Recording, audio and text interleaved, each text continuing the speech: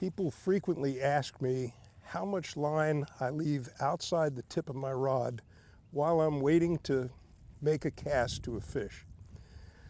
I've tried all sorts of different things and spent years on the back of the boat watching people on the front of the boat struggle with that problem.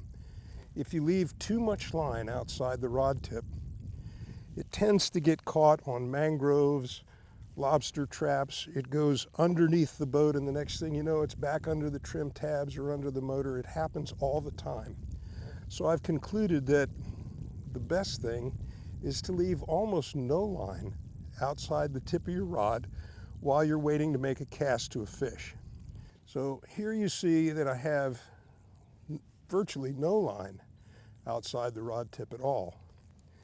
I hold the fly in my left hand. When I see a fish and it's time to get started, I simply throw the fly away, and then with the tip of the rod, I form a big circle in the air like that. At the same time, I let the line slip through my left hand. I just sort of marshal it right there, and I make this big circle with my rod tip. Now, look at the amount of line that I have outside the rod tip. Just from having made that one little circle, I have pretty much the entire head and leader, which is, this one is about 13 feet long. So I have that all outside the rod tip now, just having made that one circle. I'll do that again. No line outside the rod tip.